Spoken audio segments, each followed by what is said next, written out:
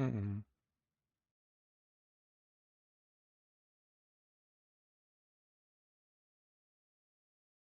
You don't have to browse on Twitch to watch? What does that mean?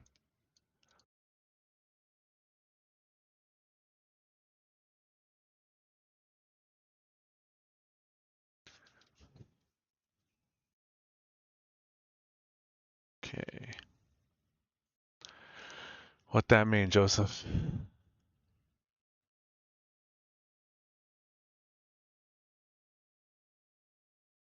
Looking for streams to watch, but nothing to. Oh, I see. I see.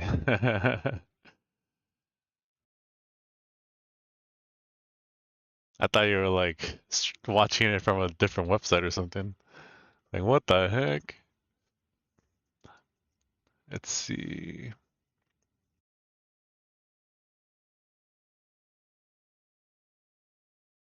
How you doing? How's it going? Do you have today off? I have today off.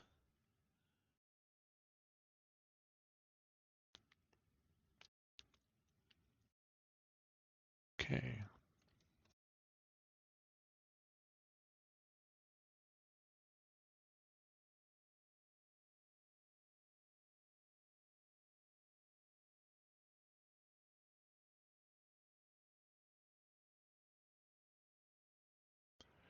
Let's see. Okay, I'm doing this open set problem.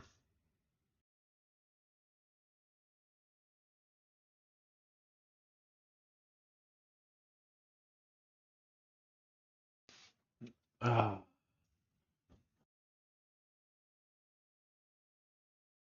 Did I discuss what I did before? I did this on my own. I think I discussed this last time. And then I did do some of this last time. 1 through 5. So if we get measurable functions, we automatically get that these are measurable sets.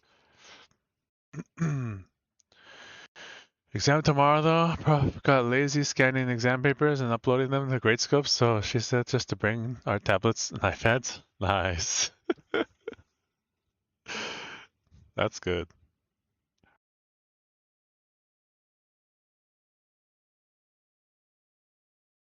Dang. Or print it out, I'm guessing. Have their she's probably asking for people to print it out too, because I would imagine not everybody has a iPad or a tablet.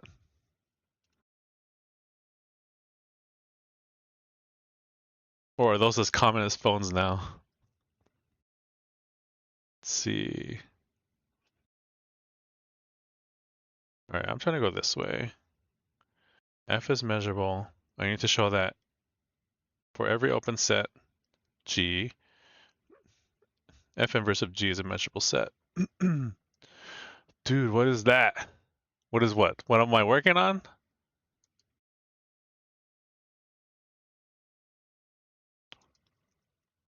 At least everyone in our section has one? Oh, I see. This is called measure theory. Are you here from Pokemon Unite or something else? When did you follow me? Or maybe you're here from someone else telling you to follow me. That's playing something else unrelated. Hey Rex, how you doing?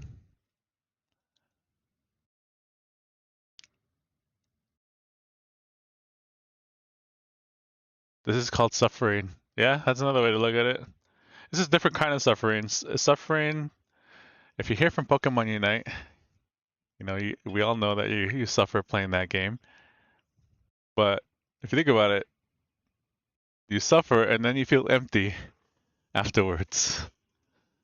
And here, if I suffer, I gain a little bit of knowledge.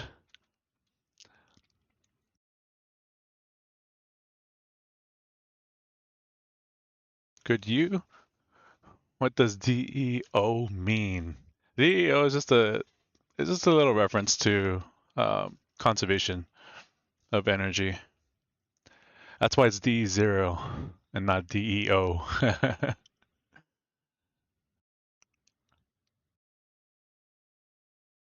Sir, I do not suffer. How you doing, KK? I know you love Pokemon Unite. You're like this. Oh no, Resi's playing right now, making me want to play. Death engine optimization. The differential equation equals to 0. Yeah. Basically, the reference is you're applying the differential operator on E, and you get 0.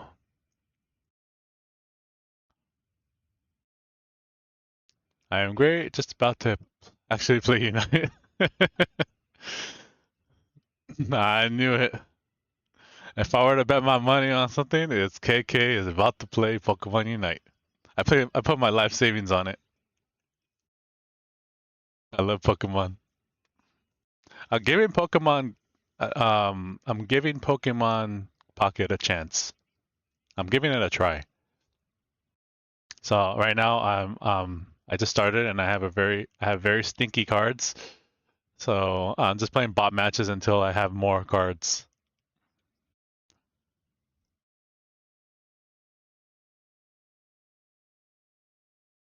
But last night I did play 2 matches of Pokemon Unite offline.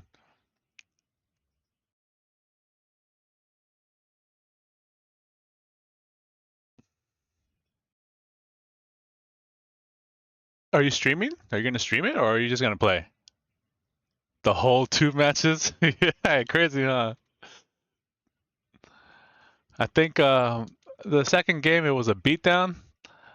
So you know, in my experience, or at least my luck, is always that they never surrender. So I had to play out the whole match. So 2 whole matches. But if it's my team getting beat down, then my team will throw up the surrenders, and I lose at minute 4. Just realized my webcam is like far away from me.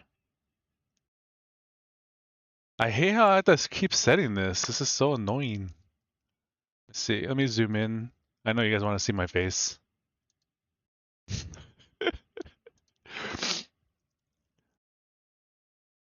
And not my messy bed. Yeah, I'm gonna stream it. Nice.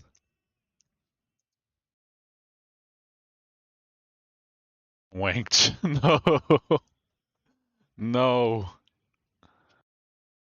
Is that the new TCG mobile? Just same old TCG Go? Is the new TCG mobile just the same as the old TCG Go? I have no idea to be honest.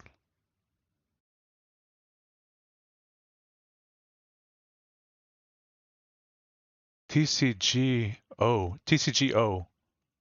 I don't know what that is to be honest.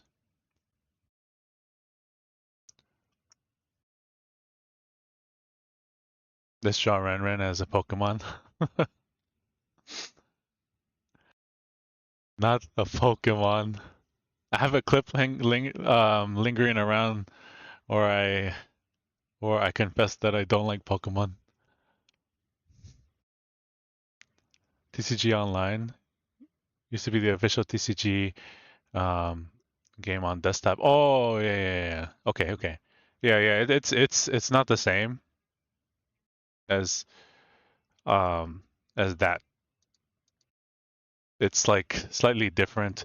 Someone told me that it's kind of like a comparison between Yu-Gi-Oh! Master Duel and the other Yu-Gi-Oh! Online game that they have, like the smaller package version. I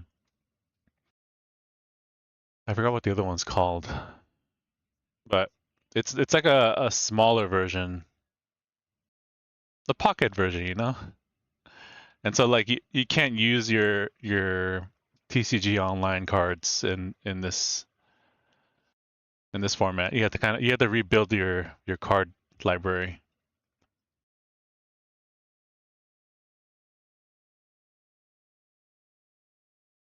Yeah.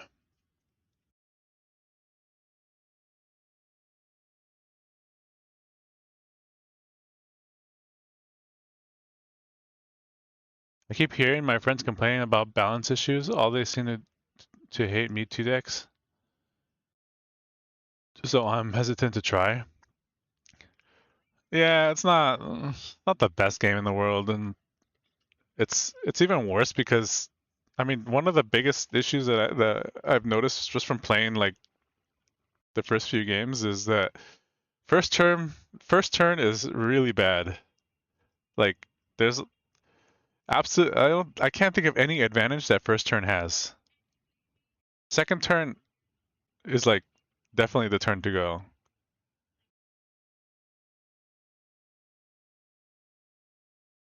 Like with first turn, so here's the biggest advantage turn 2 has. Turn 2 has the advantage to attack first because they have the advantage of putting energy on cards first. So even though you go first, you can put energies on your card. You can just set them. And so like yeah, that makes no sense to me. Like I understand not attacking first. Obviously, you shouldn't attack on turn 1, but at least have like energy saved up.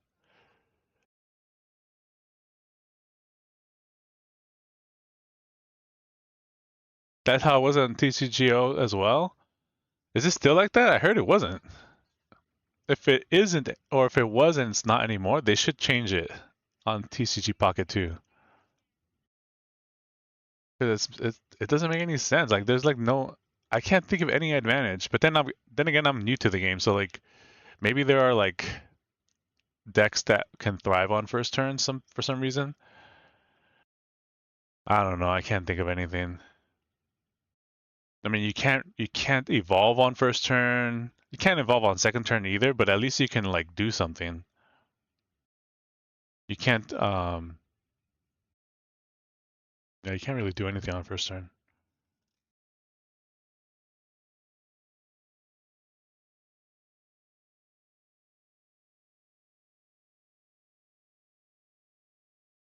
Just thought I'd throw it out there. I live in Paul Dirac's old dorm. Really?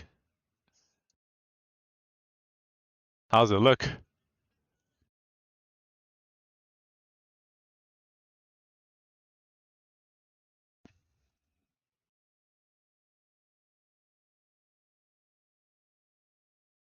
And how did you end up in there actually? Uh, absorb all the remaining brain dust in there? Yeah. Yeah, as long when you while you're sleeping in there, just kind of like rub your head on the wall a little bit and hope that the rock's genius absorbs into you. Damp and moldy? Oh gosh. I see. Okay. Well, hopefully it's not too moldy. The fact that it's moldy is already like a yikes.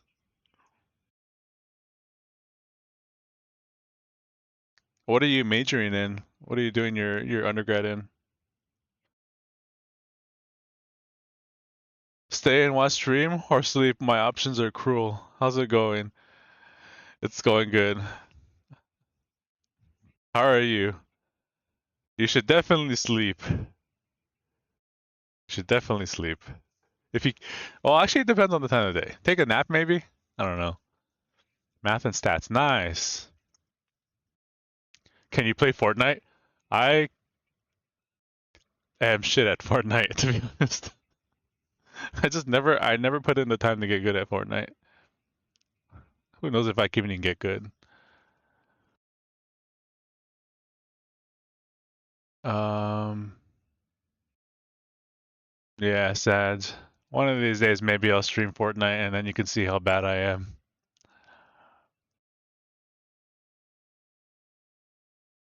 Um, which concepts of math did you find hardest conceptually to understand? Analysis, which is literally what I'm working on undergrad. Um, granted, this is like the harder one. It's like the graduate analysis. But when I did undergrad, real analysis was the hardest to understand, and it was mainly because like the techniques, they were very non-intuitive to me. Donut, you never told me where you came from. Did you come from someone else's stream? Did someone recommend the stream to you? I'm like really curious for how'd you find this channel?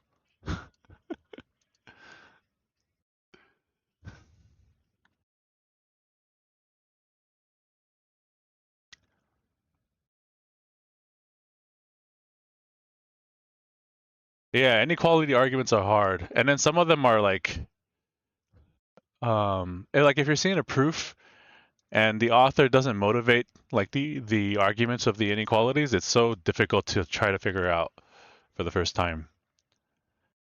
Like some proofs require you to add zero. Some of them require you to do some sort of conjugation. Some of them require you to like finding deltas. Like where did they choose that delta? How did they get that delta? And stuff like that.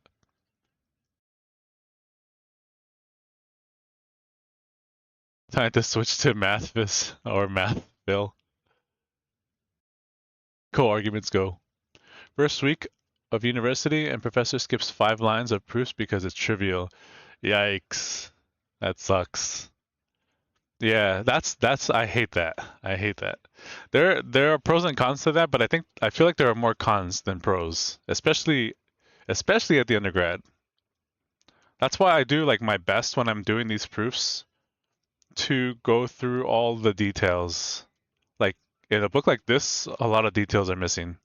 And so like a two-liner, which I did like a week ago maybe, or yesterday or 2 days ago, a two-liner became like 7 lines because it wasn't shown, like the argument wasn't shown.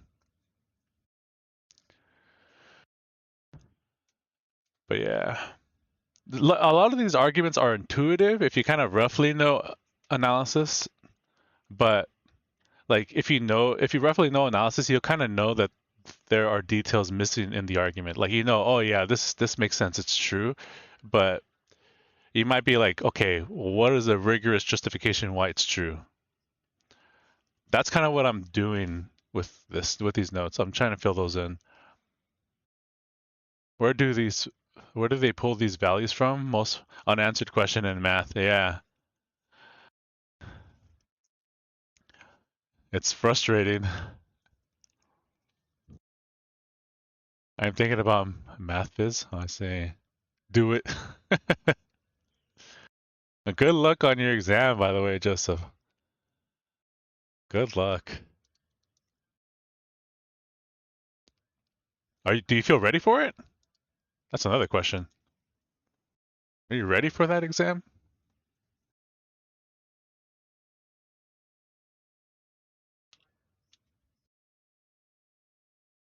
I'd argue that a lot of higher physics books are more annoying because they don't define, yeah, they don't define anything. Well, some of them don't. Some of them do. There needs to be like more physics books that are a little bit more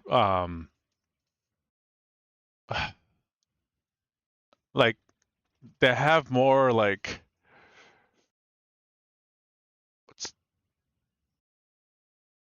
that are like physics books that are similar to like math books. I'm not trying to say like okay, it needs to be like a mathematical physics book, but like there needs to be definitions and theorems and like motivation for definitions and stuff like that. Like something a little bit more rigorous than I see when you first learn like a mechanics or something like that.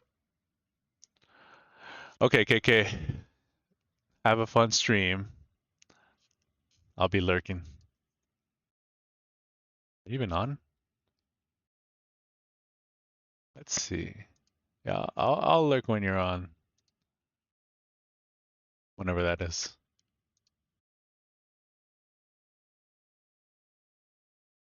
I see, I see. Okay. Yes, I'm ready to get a B plus. Oh my.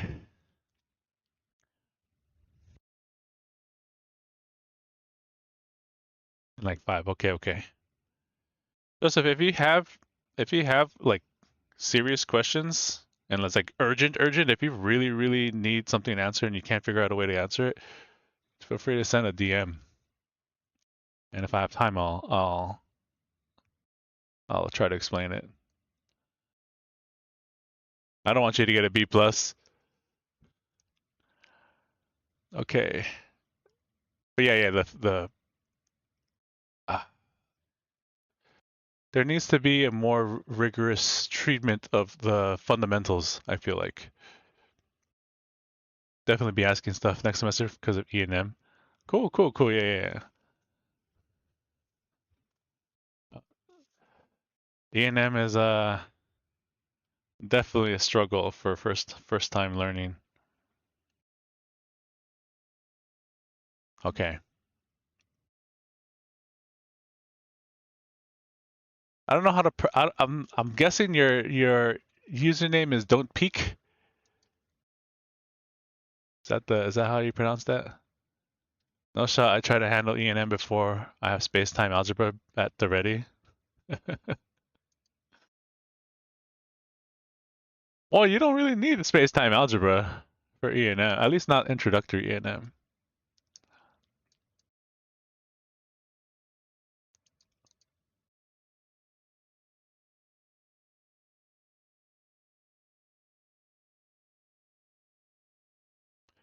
If you're learning classical E&M, all you need is um, vector calculus. You just need to know how to do line integrals. You just need to know how to do surface and volume integrals.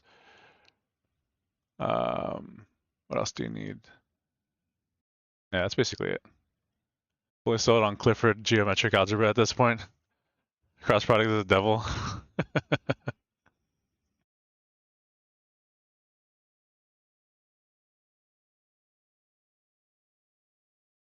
Let's see.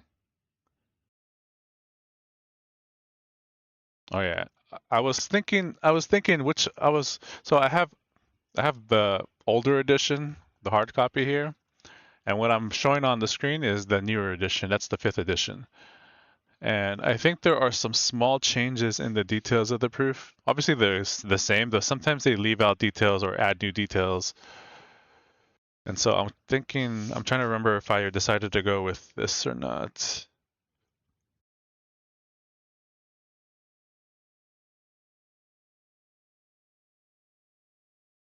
Yeah, this looks a little different. Okay, I'm trying to see what the argument is here. Okay, we're trying to go in the forward direction. We have f is measurable, and we need to show that f inverse of g is a measurable set. Okay, so what did I say here? I said f is measurable. So you need vector calculus for E&M. What do you need for S&M besides safe world? S&M? Oh, Wait, no. What's S&M? Why am I not getting that?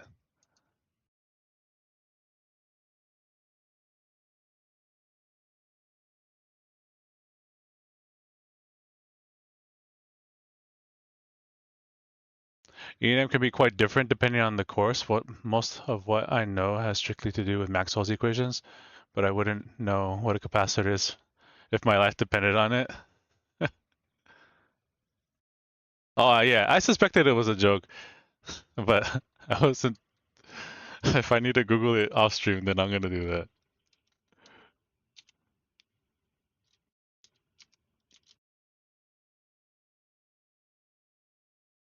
I see.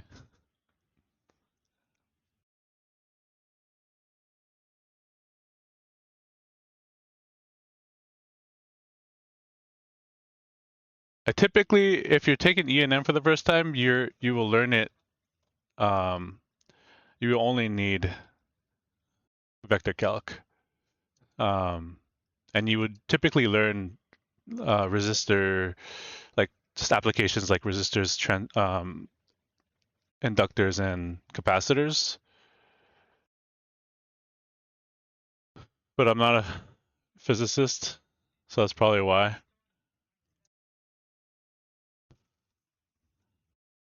Yeah, usually give you basic theory for capacitors in your first treatment. And then depending on what your major is, you may or may learn more about the role of capacitors in circuitry.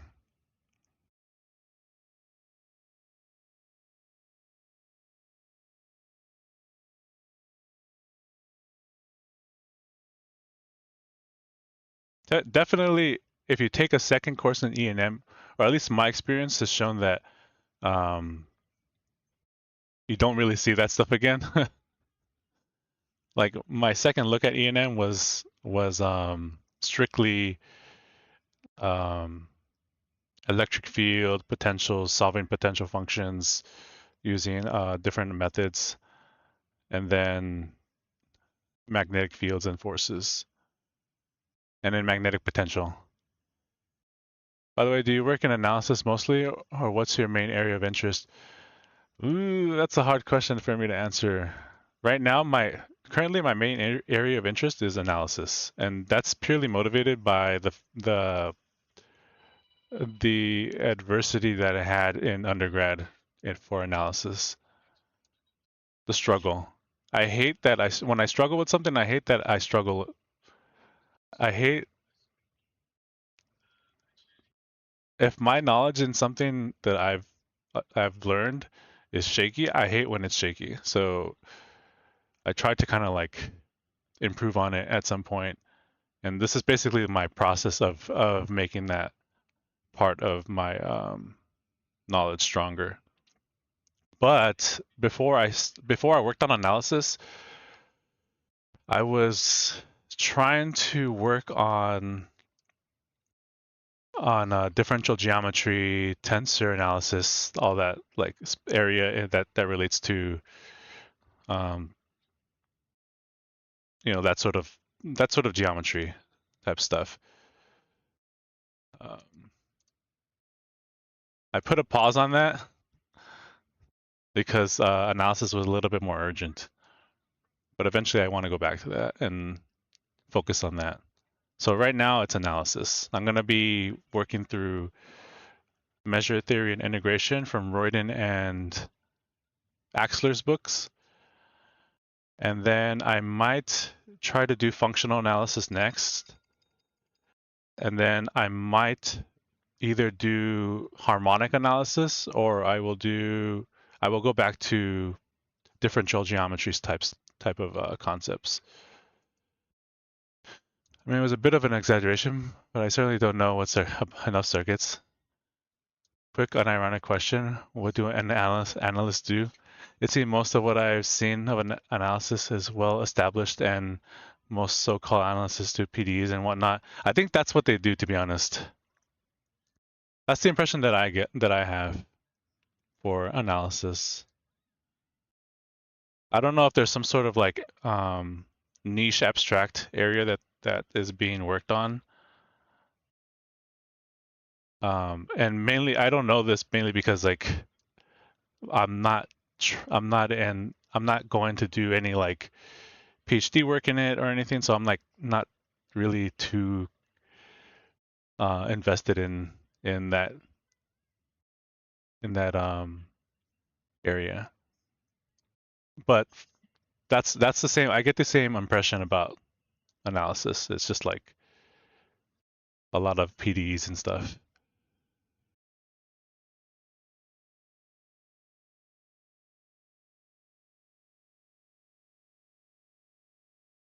Not too far off where I'm at by the sounds of it. I have similar experience so far.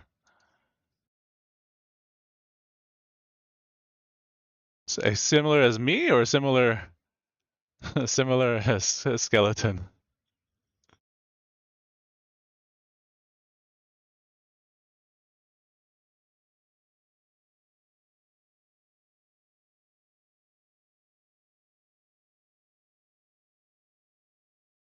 Oh, with me. Okay, okay.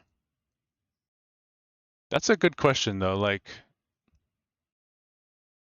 I should know. I should know. I have like a problem about like I have a problem with figuring or at least learning things that are not directly in my field of vision.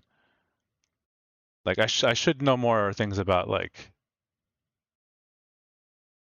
things that pertain to analysis or like things that pertain to geometry or algebra, topology, like some of the cutting edge stuff that's going on right now, or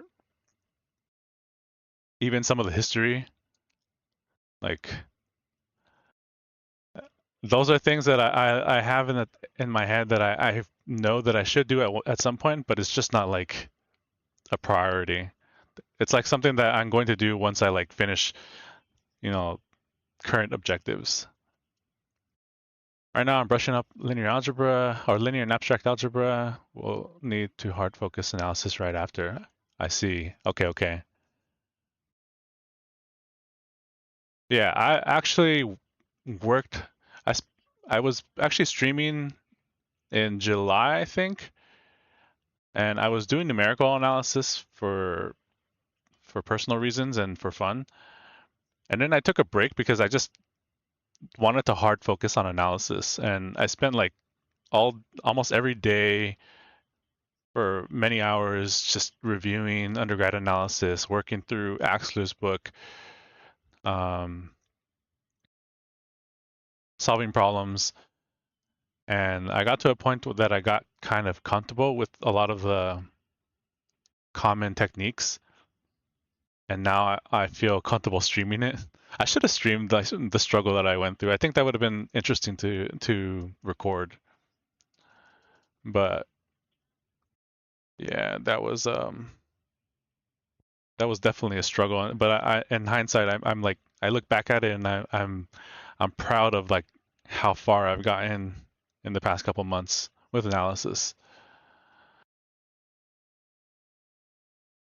I was in grad school. When I was in grad school, a lot of analysts were working on PDEs of some sort, but probabilists were sort of analysts, and there was analysis flavor to operator algebras.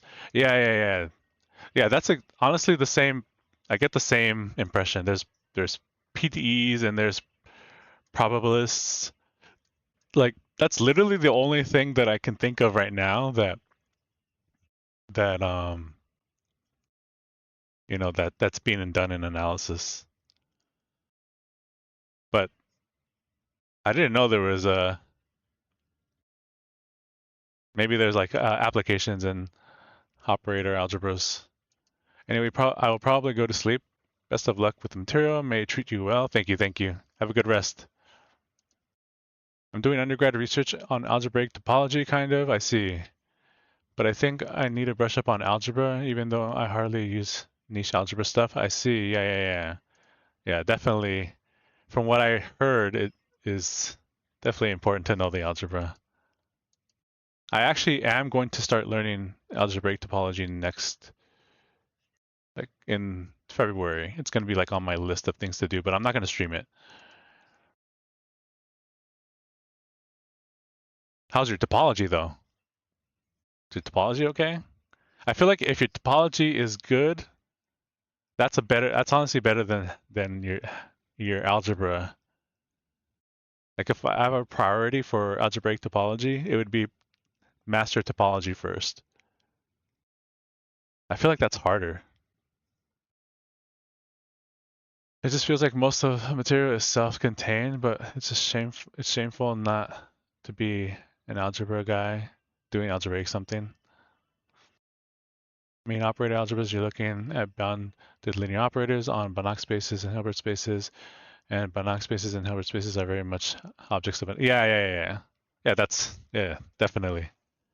It's doesn't it rely on it relies on measure spaces, right? If I remember correctly.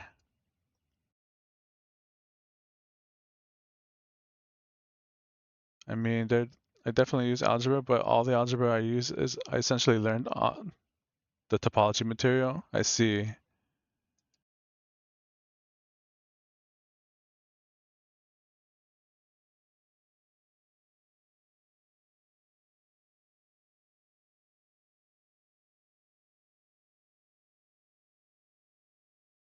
Measure spaces are a good source of Banach Hilbert spaces, namely LP spaces. Yeah.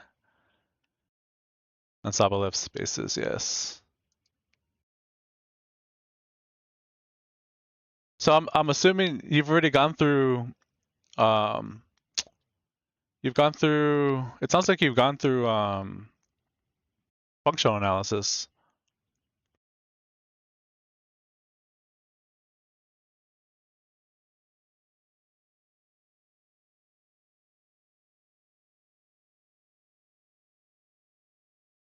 Who, me? Yes. Which book did you use, by the way? Like, what was your book? Like, what book did you learn off of when you learned functional? And skeleton, what do you mean, kind of, when you say you're doing research in algebraic topology? Is it kind of is it more of like a class that you're taking with guidance of a professor? It's just kind of like you're learning the theory and maybe kind of writing about it.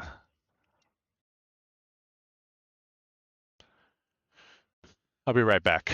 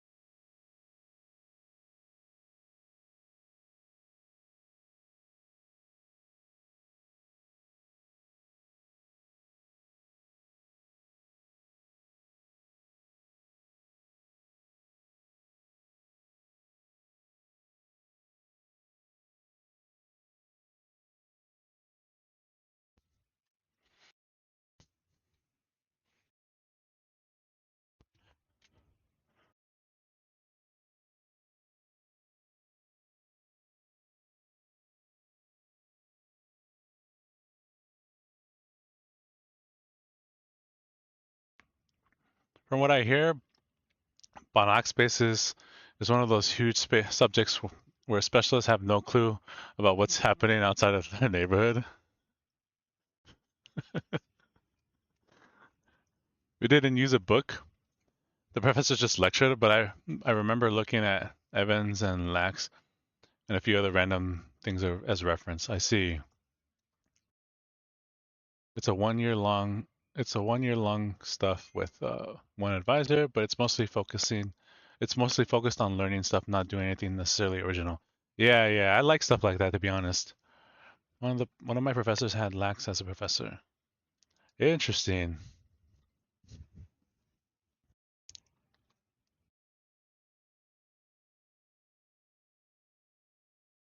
Yeah, I really like classes like that where you can kind of learn high level theory um, in kind of a low pressure environment,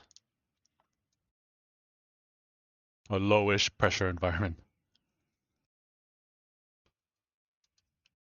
Um, you had lots of big names as professors. I feel like I've heard you say that before. Well, I heard someone said this before. They mentioned off some serious professors. Megalomorph, do you feel like your your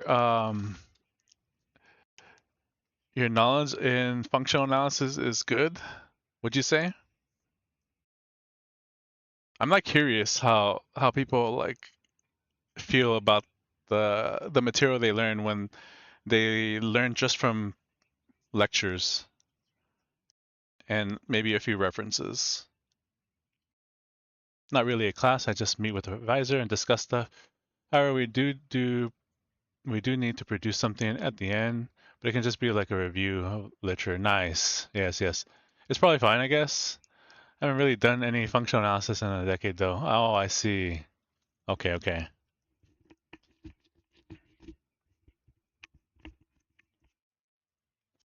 I get paid to do it? Oh, that's so cool. Man, you're living the good life.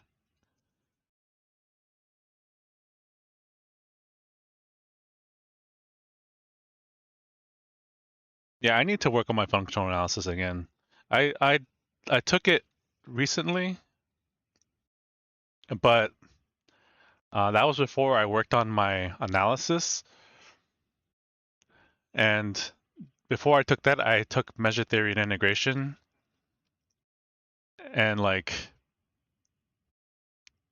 yeah, so that was it was I wouldn't say it was a struggle, but like there's like something in me that really wants to like know the fine details of certain things that are shown in like proofs of the books. And I just wasn't able to do it when I took that class. And so when I took functional analysis, it was just kind of the same thing. I kind of understood what was going on roughly, like the arguments and the proofs were they made sense.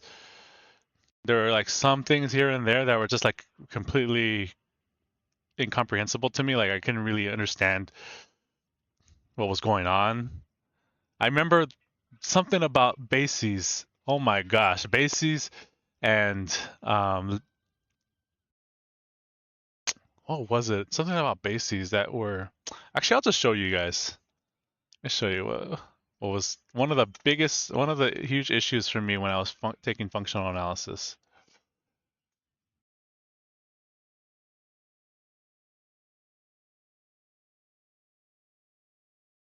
Where is it at?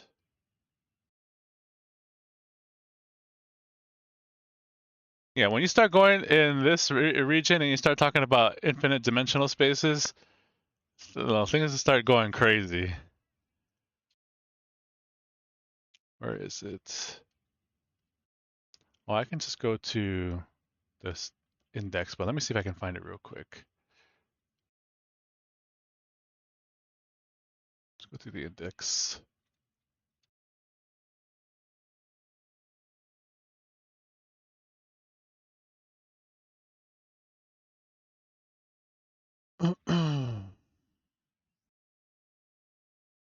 There's no way it's not. Okay, so we talk about a family here, and then talking about a finite dimensional basis. Okay, so this was fine.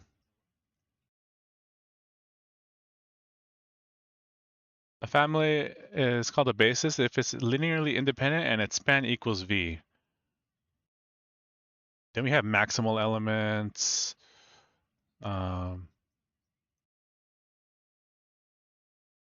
every basis, I mean, every vector space has a basis.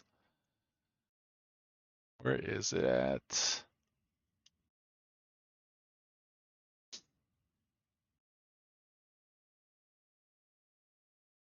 The Han-Banach. Dual spaces. Where is it? I think it was a problem actually.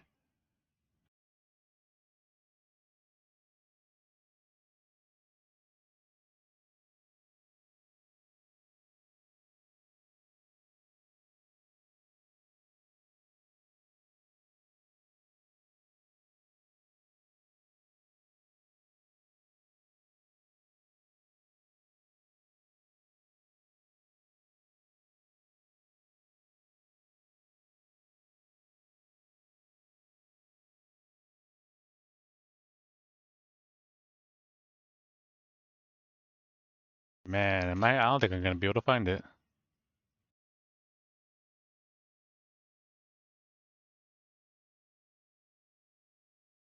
Was it this? No, I don't think it was this. It was something similar to this.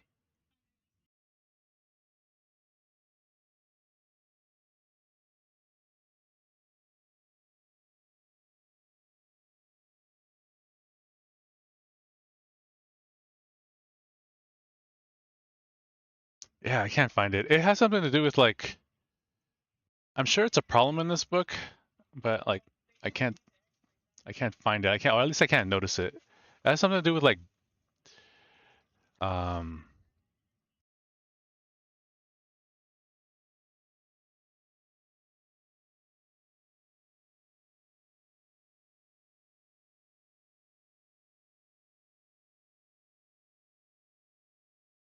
man.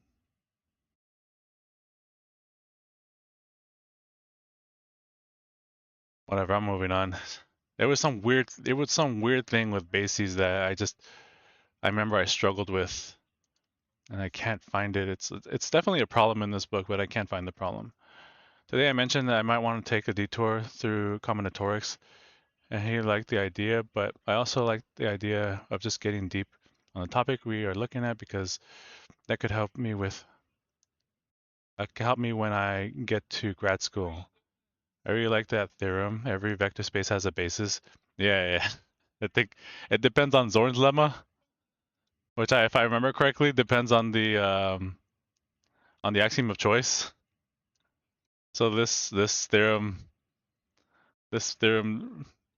is like largely dependent on something that may not be true. I don't know. I'm too ignorant about the details of stuff like that.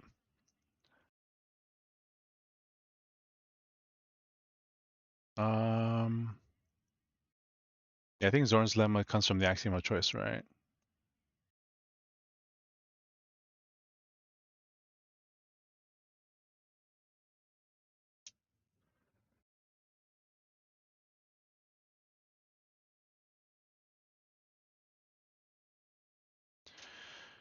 I think it might be that. I can't put my finger on it.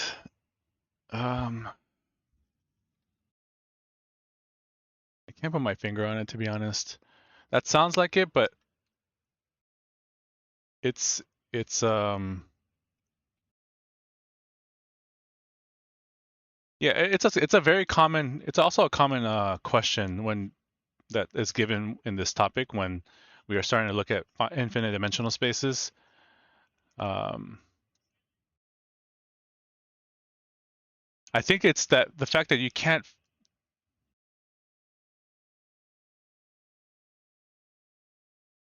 that the basis can't be written as a span or something like this. I can't remember.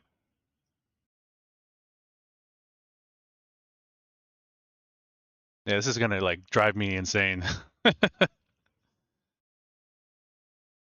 Yeah, the axiom of choice is clearly true. The well-ordering theorem is obviously false, and who knows about Zorn's lemma? Yeah, exactly.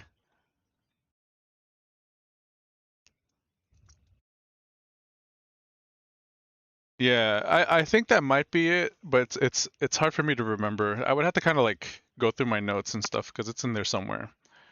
But maybe another time. But I know that's one of the things that like was so confusing.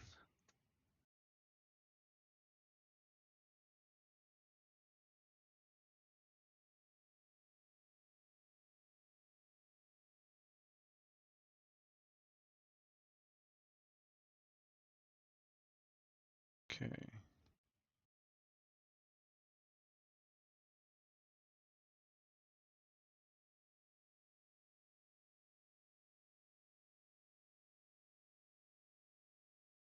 Okay.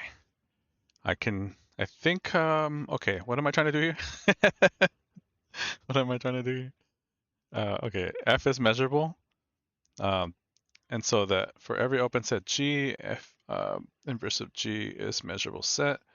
Okay, I think I can erase this now because now I have the result that I need. I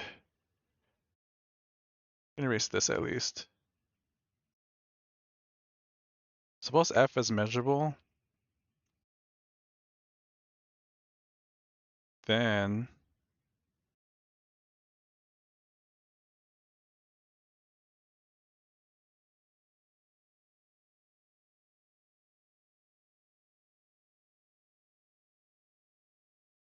F inverse of A would be, or let's just call it I,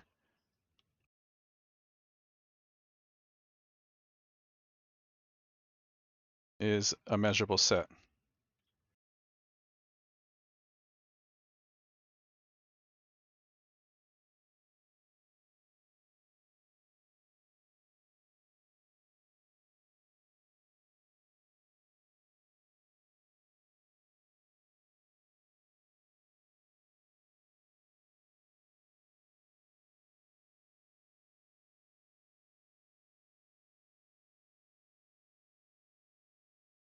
Okay, we got measurable set. That just proved this right before.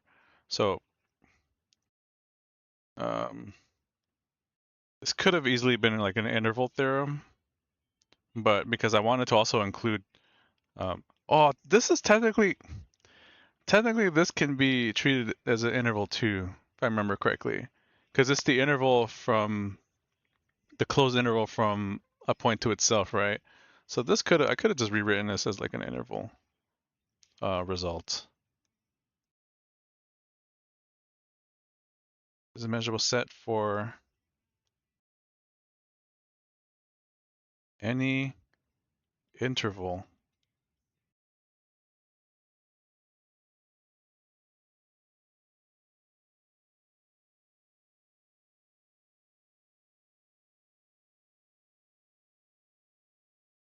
this is any interval I in R.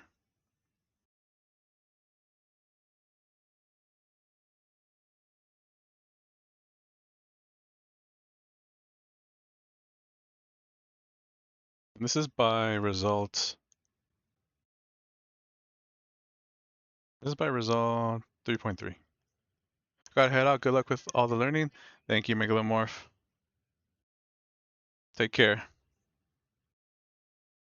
3.3. Okay.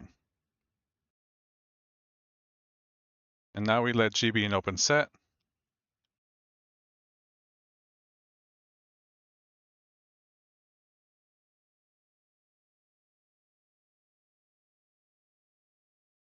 So we suppose G is an open set.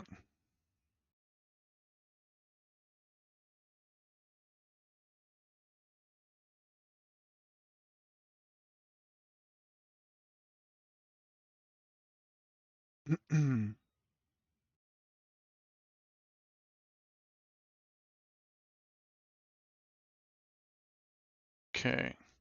So let G be an open set.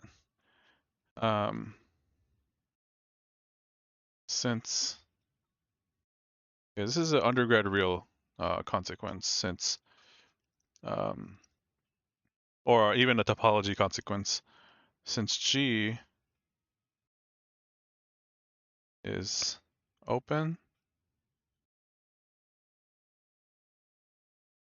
G is basically equal to the union of open intervals. So let's do this. Cut.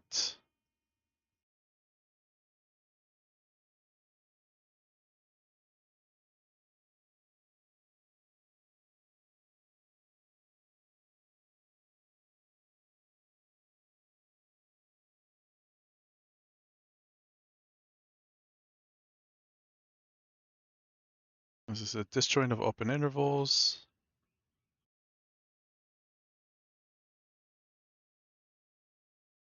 Okay.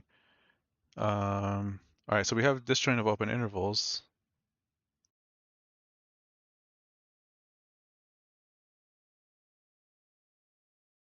And so this follows from the properties of inverse images. So then this is basically F inverse of G, which is equal to F inverse of the union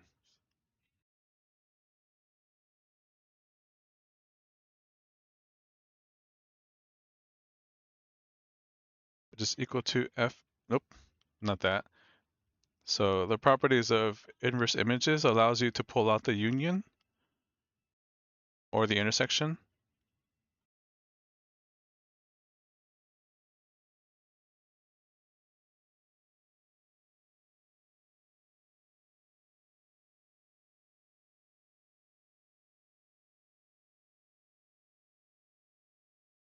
Okay, and then we already shown, okay, since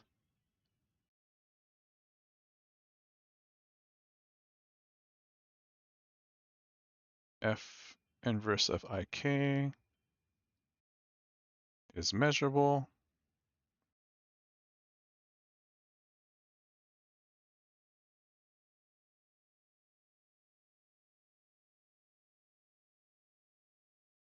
and measurable sets are closed under unions.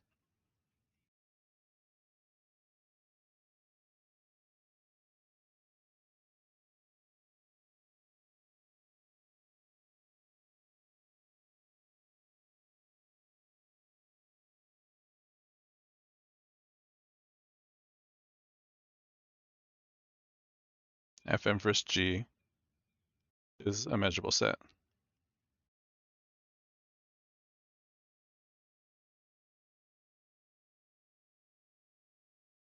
Sick. Is that how, I mean, let's see the book. How does it do it?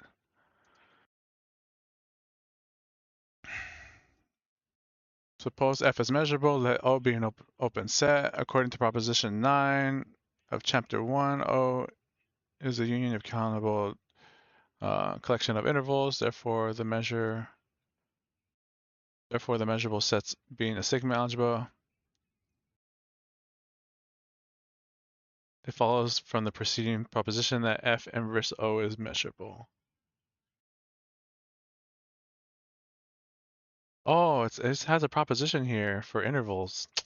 Oh my gosh. Did I do this?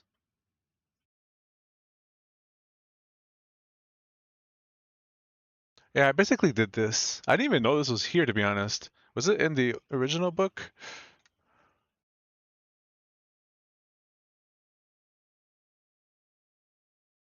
It's not in the original book. That's the reason why I didn't see it. Interesting. So the way I wanted it to logically flow was basically done in the newer edition, but it wasn't done in the older edition. Interesting.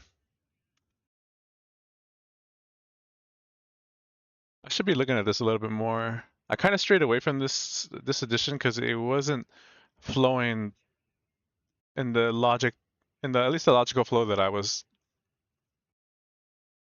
that I it wasn't flowing in the way that I wanted it to flow. And the older edition was. So this is for intervals. Okay, this is fine. I basically did that and then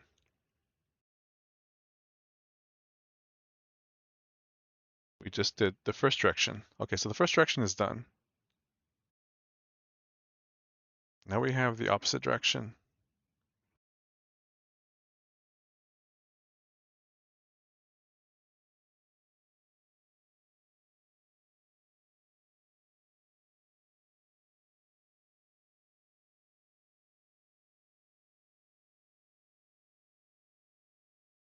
I didn't even say hi to Enstuki. I think I said what they said, but I didn't even say hi. Oh, I'm a terrible person.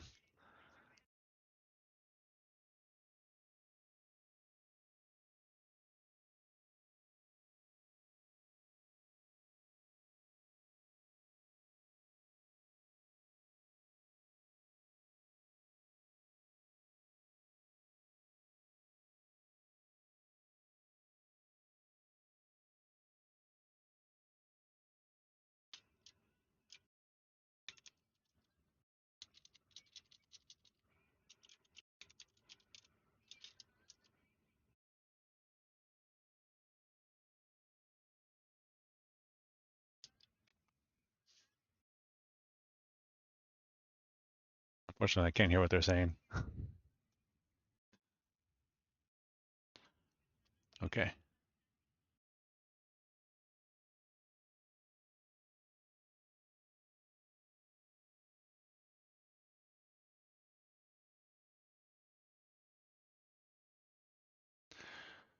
All right, let's continue. All right, we're going in the backward direction. So we're supposing.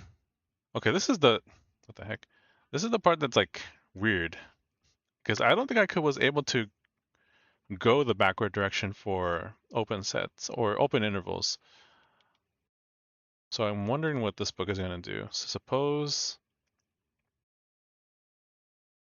F inverse of G right? This is the backward direction. Suppose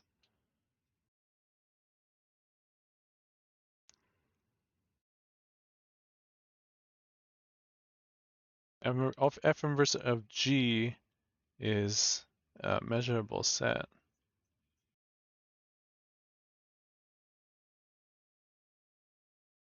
or any open set G, basically. And from what I gathered, the book was treated this as like a two-liner. We were in two streams at the same time. Yeah, I forgot to say, I forgot to say hey to Stugan, and I feel bad. I I know he chatted on like at the very beginning, and I did see and I did read the message, but sometimes I don't say hey, and it's just like unintentional. So I figured go to Stuki's stream because I noticed he was streaming. Unfortunately, I couldn't hear if he if he said hey or anything, because if I would have to like unmute the stream. And if I unmute it, then it's gonna basically be my stream streaming his stream. Streamception. Okay, so suppose f inverse G is measured for any open set G. Okay. So what does this book say? Curious, what does this say? If the inverse image each open set is measurable, then E is equal to f inverse of R is measurable.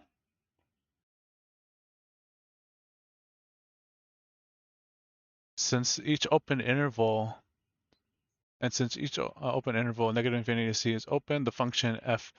Okay, this I need to think about this one.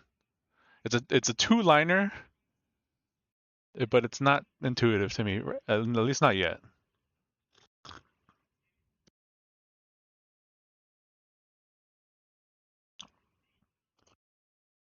So obviously R is an open set, right? R is an open set, so f inverse of R is a measurable set, and so they're calling it E, and we know that E is the domain of the function. Oh, this is on R, not. Oh, this is on R. Interesting. It's not on the extended reals. Okay, so we know that E is measurable. It's the domain.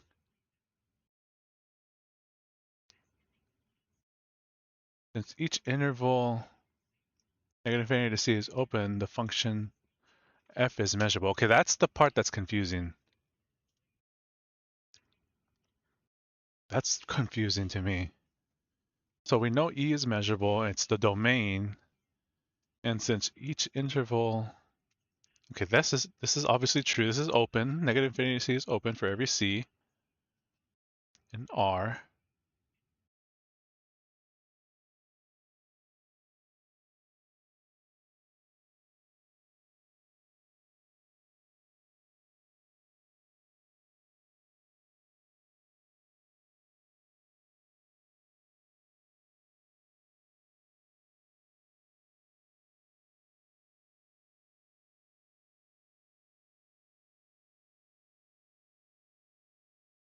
Hmm.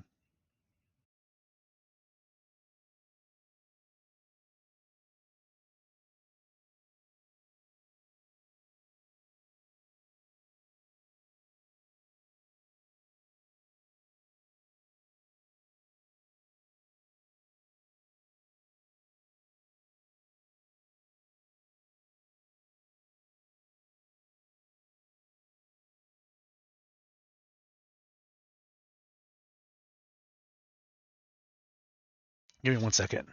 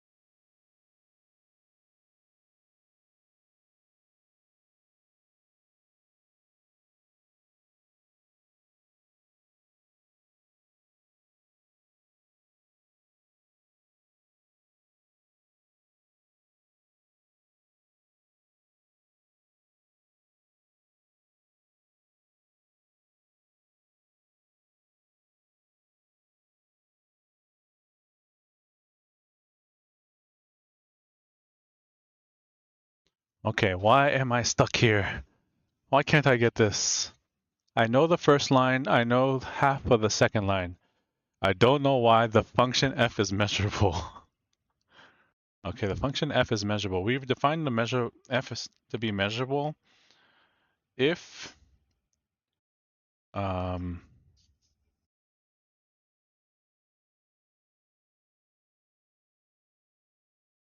basically if any of these are true.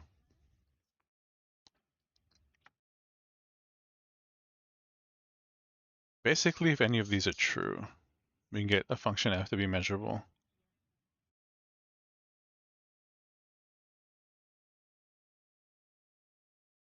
But this definition is like in terms of the extended reals.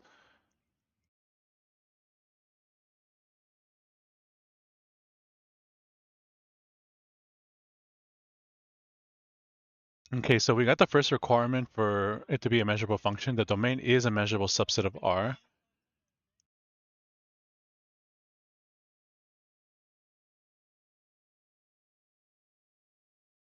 And this is not written. Okay, so this is the thing that might be the nuance. The set isn't written in terms of F inverse, although you could write it as F inverse. But this set looks different from um, another if you're talking about extended reals or not. If you're versus extended reals or not. If you're talking about the extended reals, then it's the closed bracket of negative infinity. If you're talking about reals, it's the open bracket. Is that the reason why?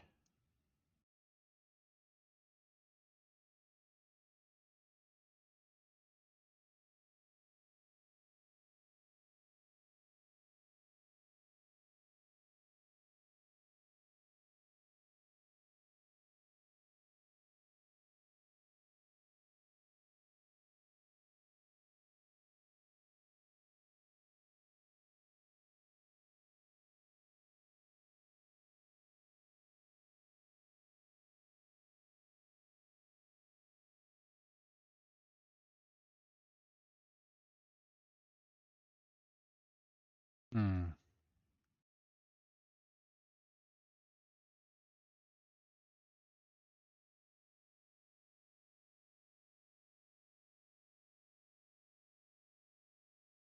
Maybe I should write it as. See, this is so confusing.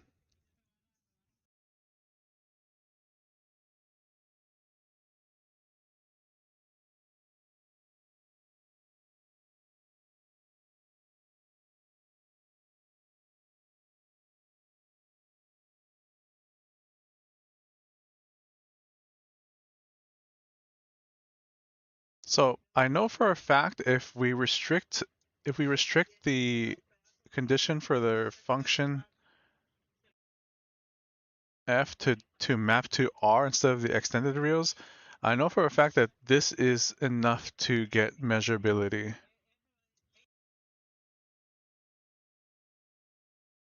But the fact that we define measurabilities in terms of the extended reals is what's making it awkward for me.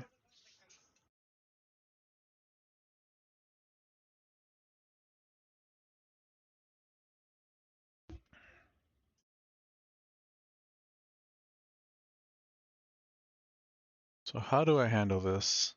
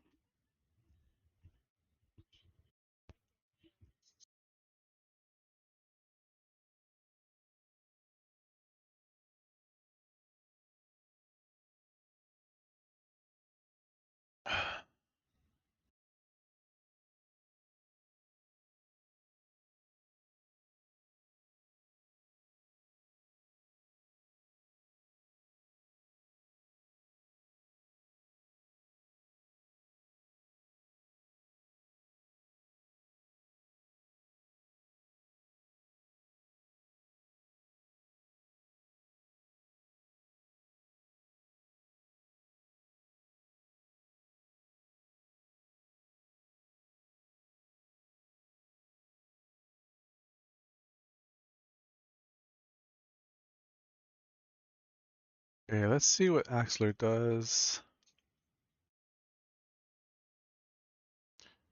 Well, I know roughly what he does, but why not see how he treats the extended reels? Oh man. Measures. Okay, this is still measures and their properties. I think measurable sets in section B. Yeah, there they are. Okay, measurable spaces and functions. A Borel set. Okay, this is fine. Okay, so this is the extended reals. This is the condition from measurable function, which is including the infinity.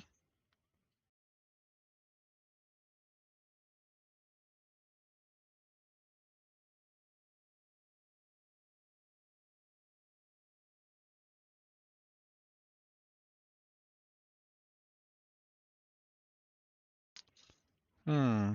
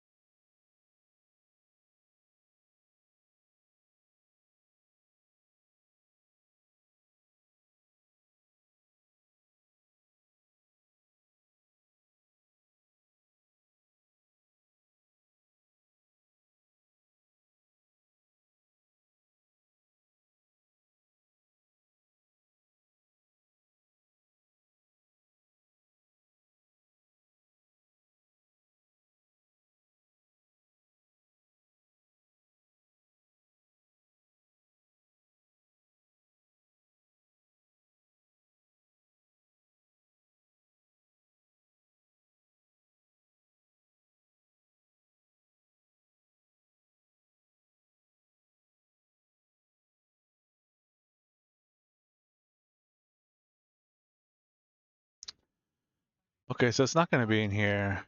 That sucks.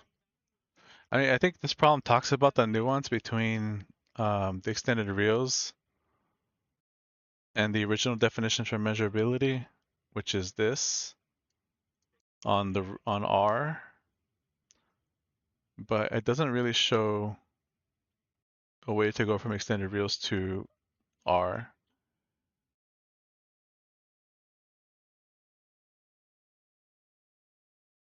See, this is the condition for measurability. If you're talking about f from x to R, hmm,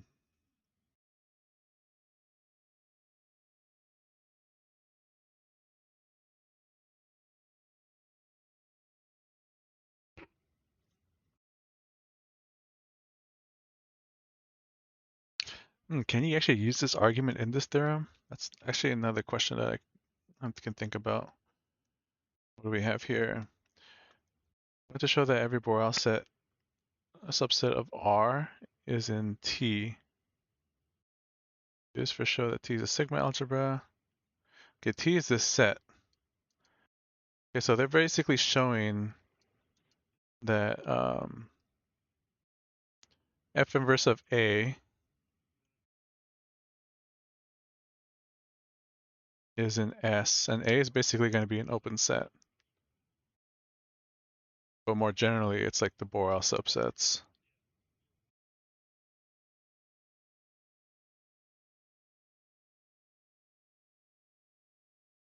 They show it's a sigma algebra. Okay, this is yada yada. Okay, that's fine. Okay, they show it's a sigma algebra.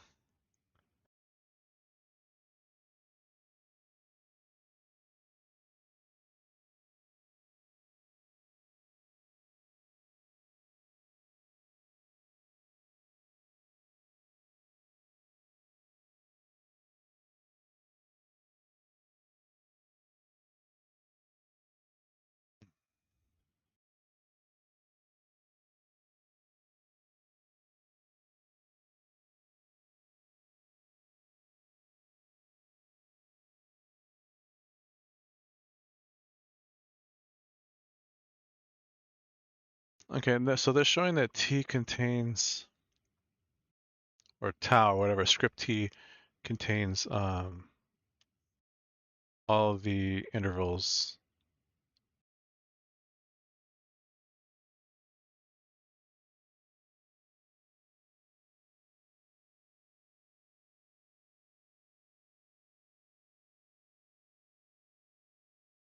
Or T contains the Borel subset.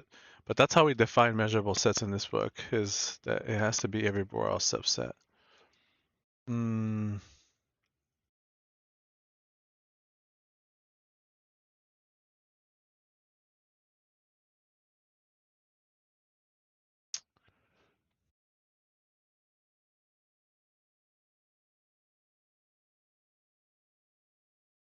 Dang it.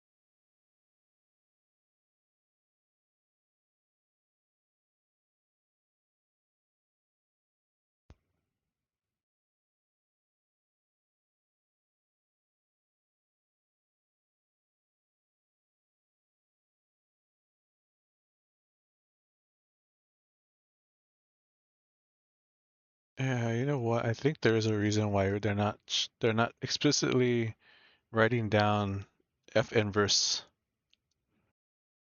here. Instead, they're just writing down the set.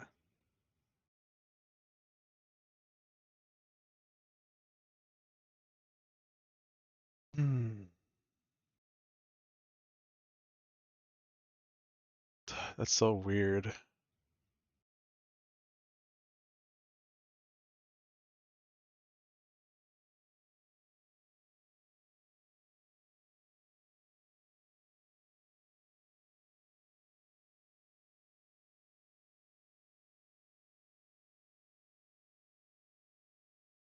Let's see this.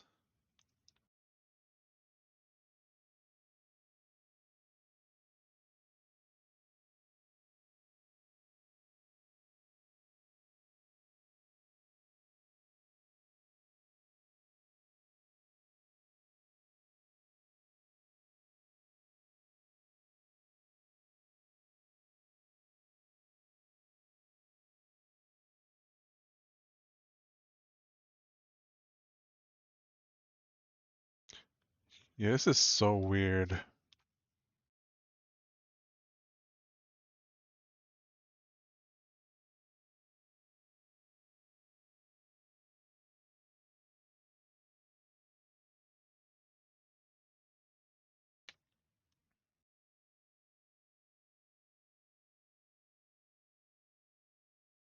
Let me see. What is actually? I have another reference I can look at, see how they handle this. Um, Falland. Where's measurable sets? Or measurable functions?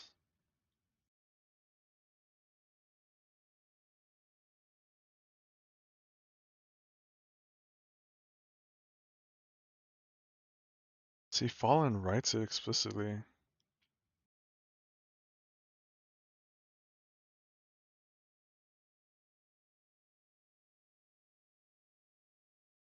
Okay, this is.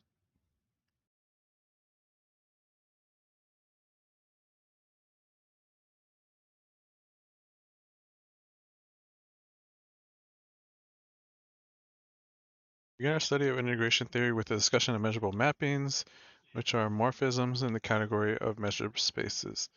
We recall that any mapping f from x to y between two sets induces a mapping f inverse, this is py to p of x, defined by p inverse of e, okay, which preserves unions, intersections, and complements. Thus, n is a sigma algebra on y. Okay.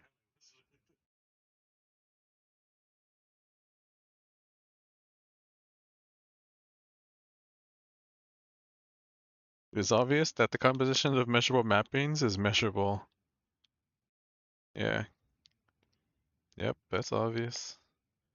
I think the proof is very simple, but it's not obvious when you first think, like, hear it. If n is generated by e, or epsilon, then f is measurable if and only if f inverse is in m.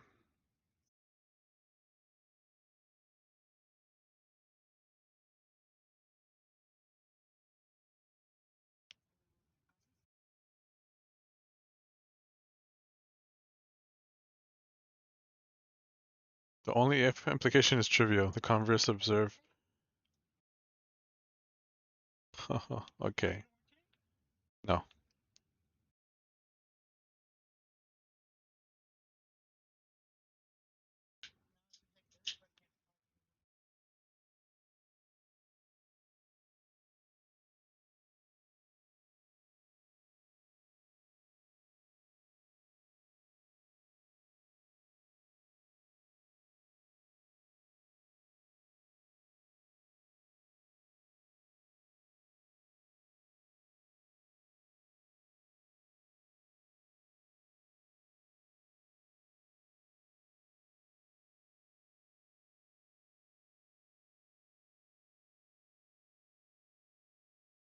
Hmm.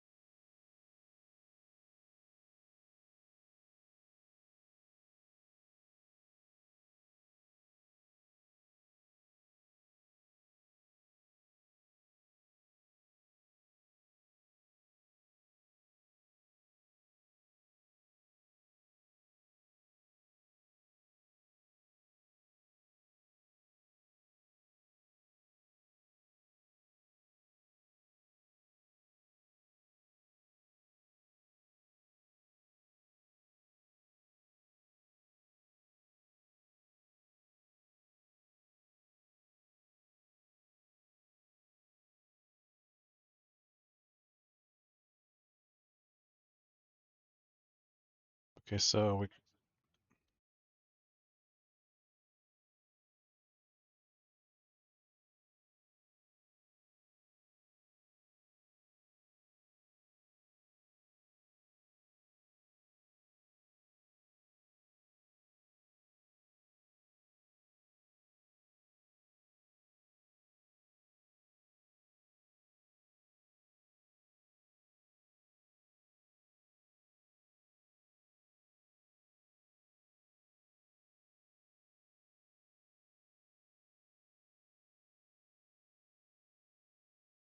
It seems like what's going on here is that their measurability is basically preserving sigma algebras.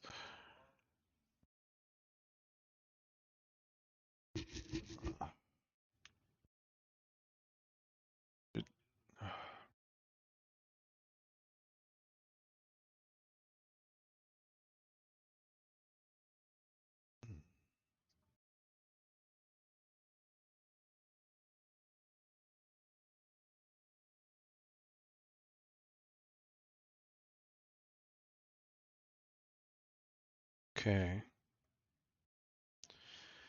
What in the world?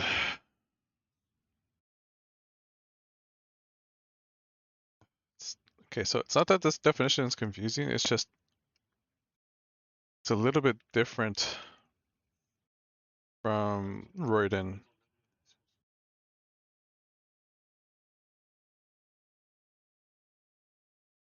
Like at least different in presentation from Royden. Because it's referencing sigma algebras here.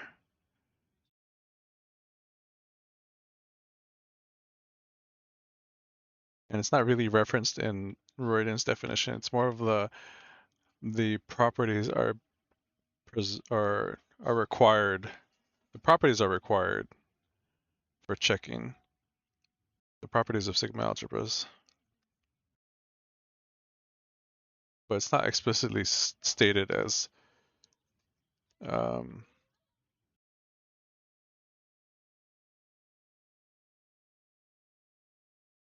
if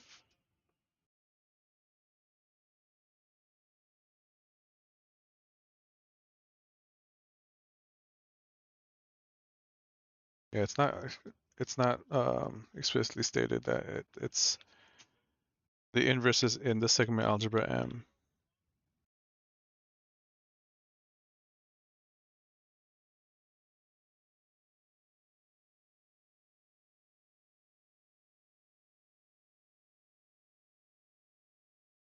Okay, how do I want to handle this?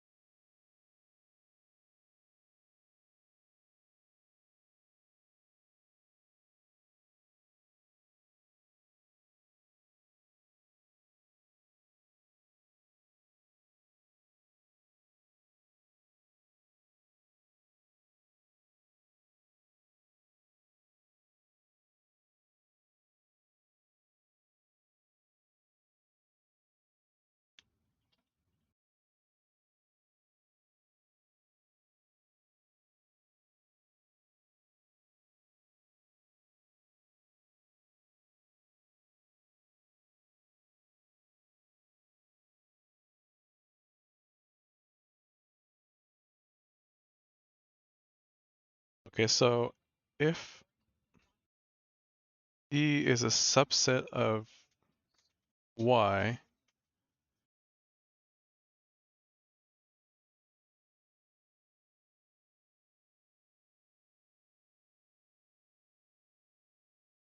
and N is a sigma algebra on Y, then the inverse image of the collection of inverse images of E, where E is in the sigma algebra of N, is a sigma algebra on X.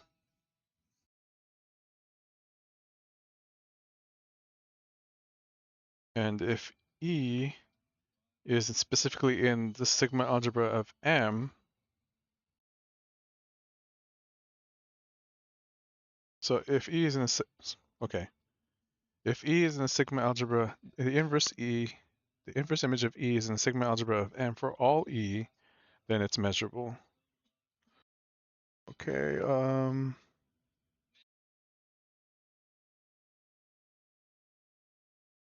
this definition is probably better than Royden's. This is probably better to use because it's probably easier to transition from extended reals to reals.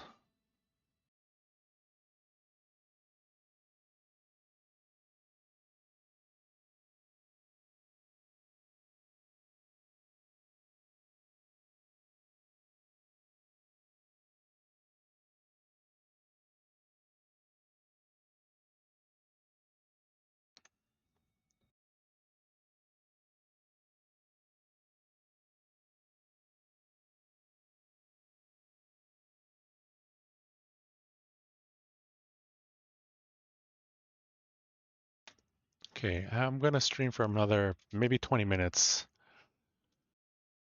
And if I don't figure it out by then, I'll think about it and figure it out on Friday. So I need to think, do I make the decision and reformulate the definition around this, which is based on sigma algebras? I feel like I should, but I'm not sure. Because I'm still following Royden's book. It's going to be very difficult, or at least annoying, to kind of like try to translate the proofs in terms of the newer definition. Statistic function.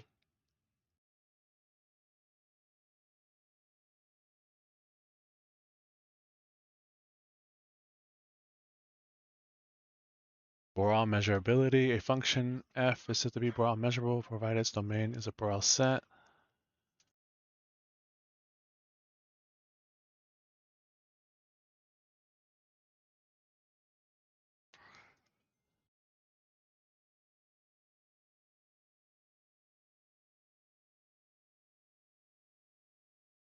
This is specifically like, I feel like this is like an abstract way of defining measurability, it looks like.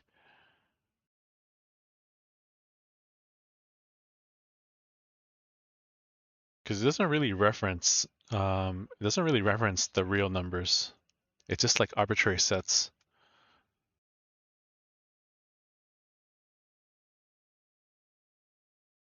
And here we have a different definition for measurability. It's Borel measurability in comparison to Lebesgue measurability.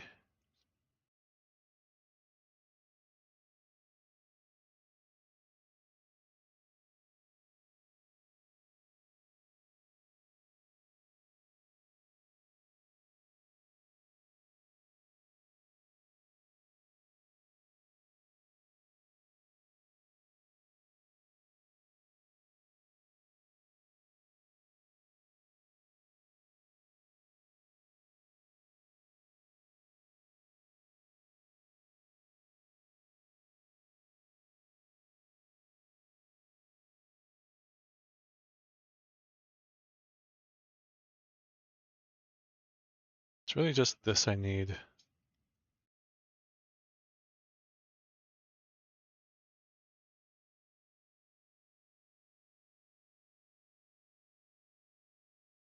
Did I copy this already?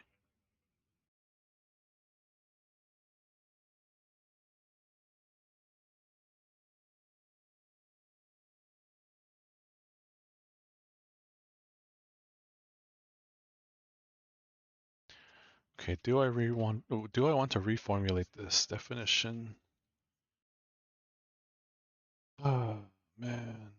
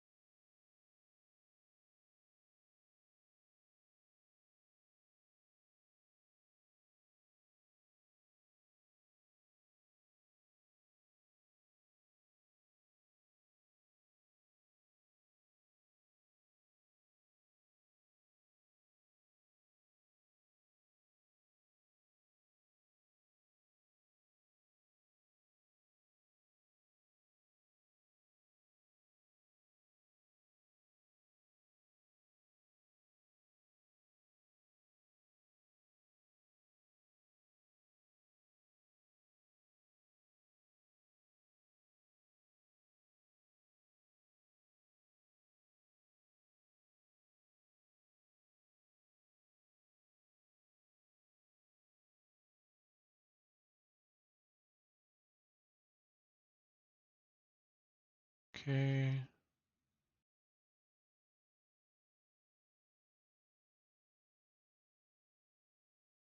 There's 8 chapters. We only consider Lebesgue measure for subsets of R. So in these, we often drop the attributes of Lebesgue. Okay, I'm curious what chapter 11 looks like.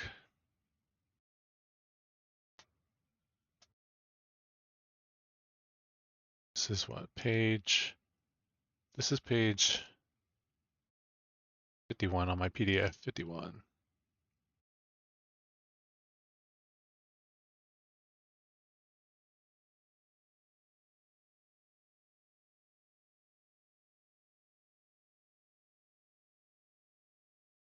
Interesting.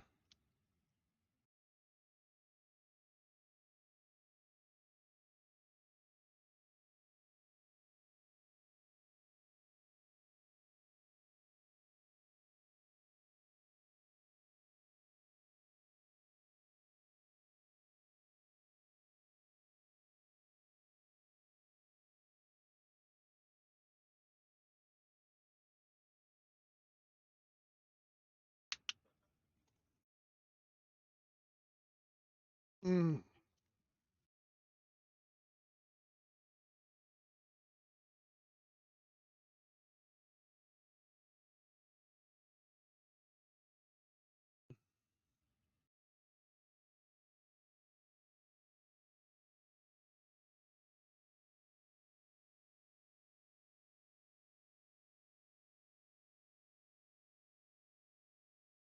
Mm.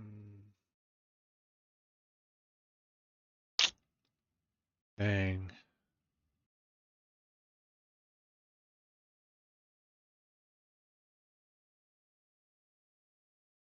Yeah, this is fine. Makes sense. The general concept of a measurable function is identical to that with that for Lebesgue measure on R. And the definition is basically the same, except we have another. Such a function is said to be finally supported, provided that the measure all the elements of x and x such that f of x is not equal to 0 is less than infinity.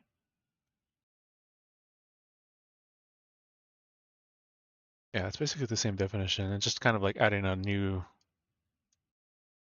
terminology here.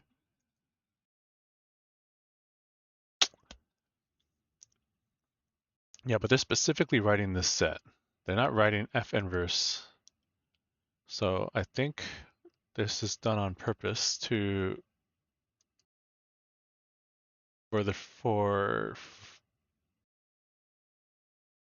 to have like freedom for the codomain to work with subsets of the extended reals rather than just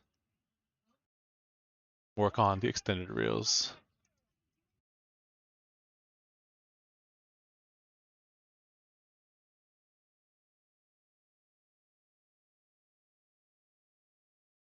I will need to confirm this though at some point. So for now, I'm going to basically write this.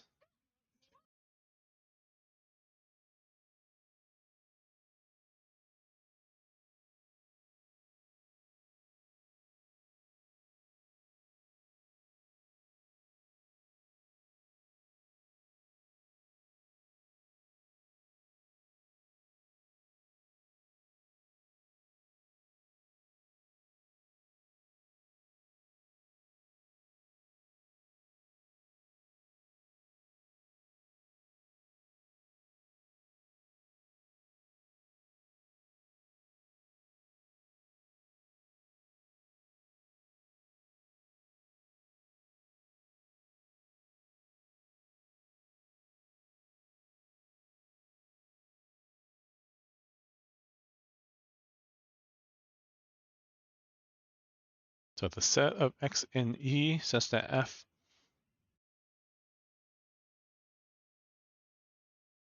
of x is greater than a for all a and r.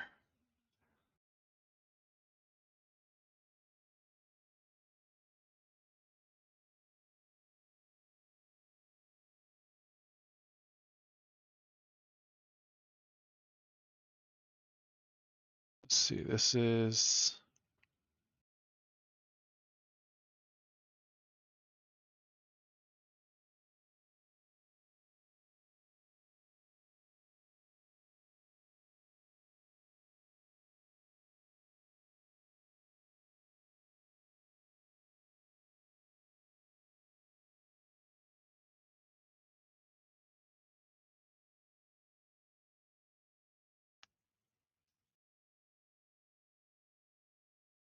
think this is fine.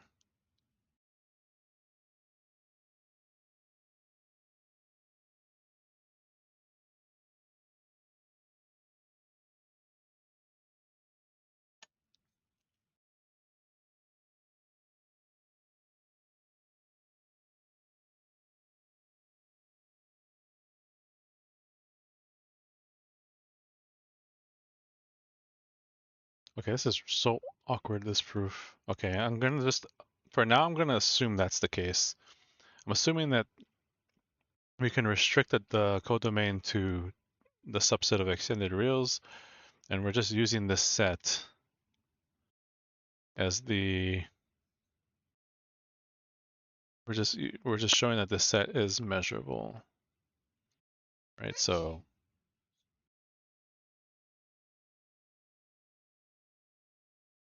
right, open set, okay, and then what do we have here? This is 51.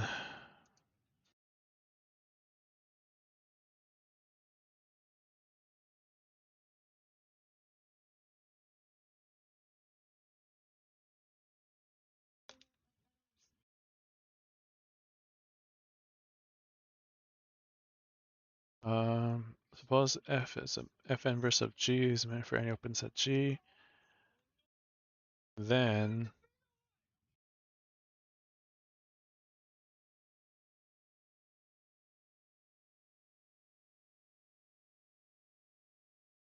E, which is equal to f inverse of R, is measurable.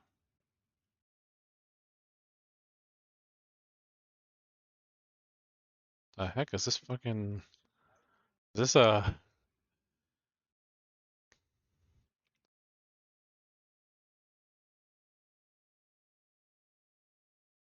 what's that game called?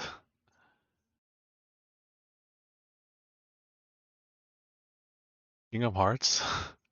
I did not expect that. Is measurable since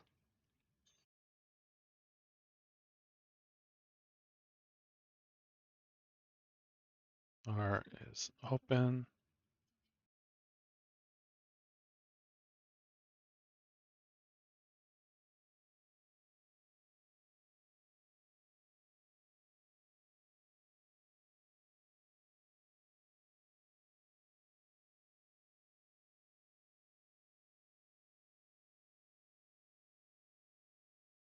Furthermore,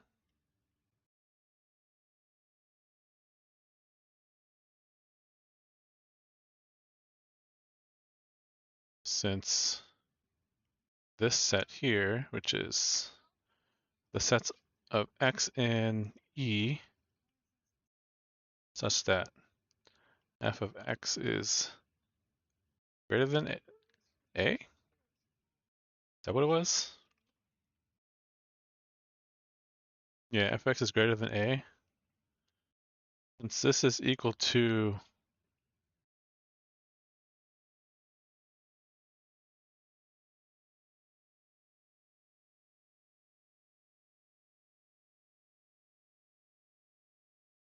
f inverse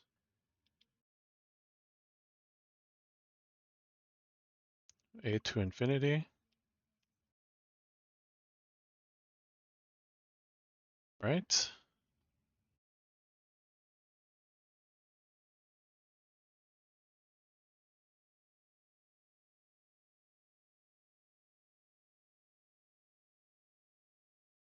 Is it negative infinity?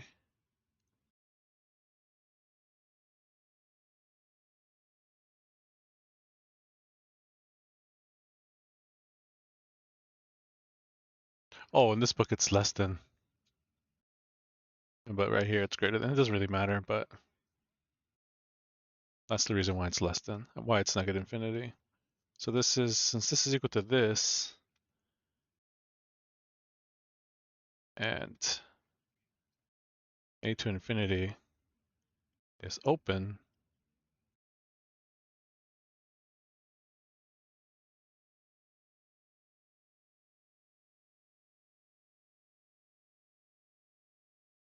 then this set is measurable.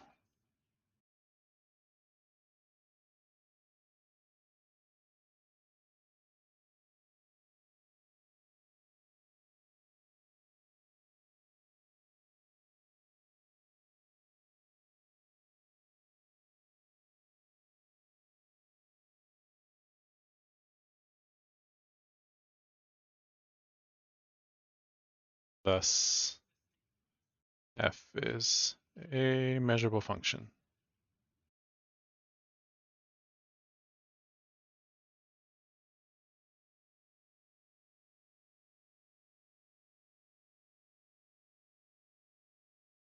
Yeah, that's both directions. Holy moly. All right, I need to get confirmation about this because it's a little nuance that's associated to switching the codomain. Then maybe I should try to think about maybe working with a more abstract definition of measurable functions. So I'm going to leave this here.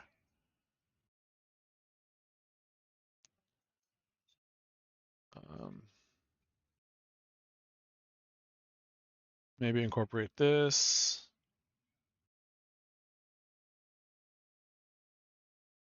So maybe use this as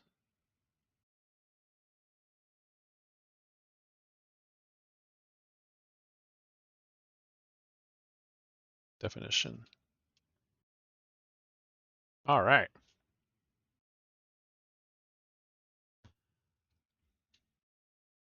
So it wasn't that bad. It's not, I don't know, I'm not fully confident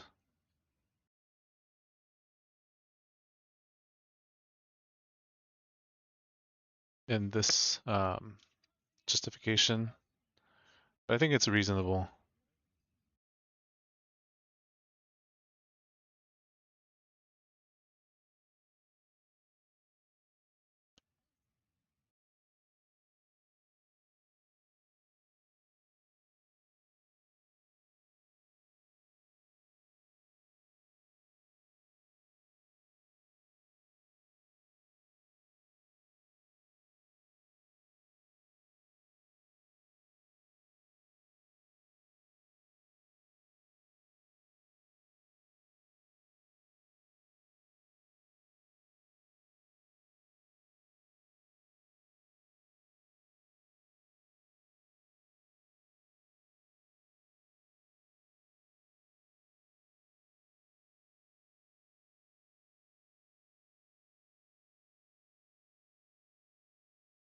Okay. I think that's all I'm going to do for measure theory.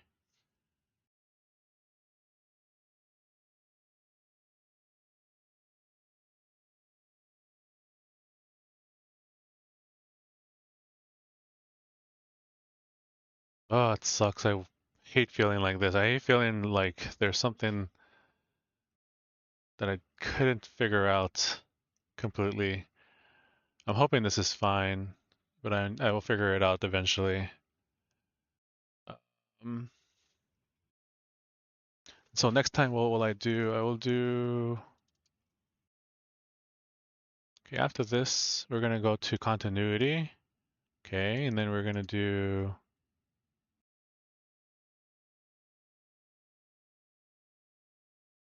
Measurable if and only if.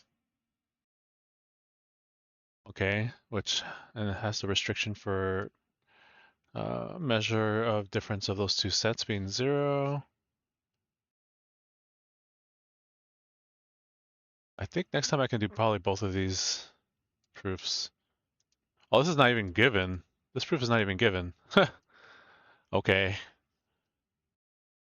If E is measurable, then every continuous function is measurable. Okay. I'll definitely do this one and this one next stream. And then maybe the stream after that we'll do the linearity stuff. So long. How much longer until we get to integration?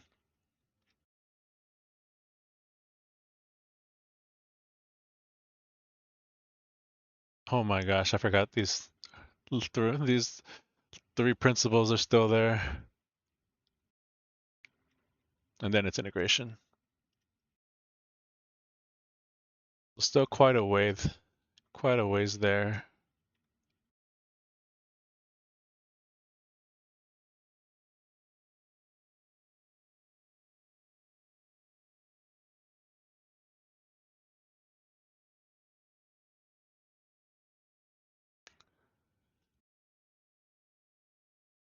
Okay.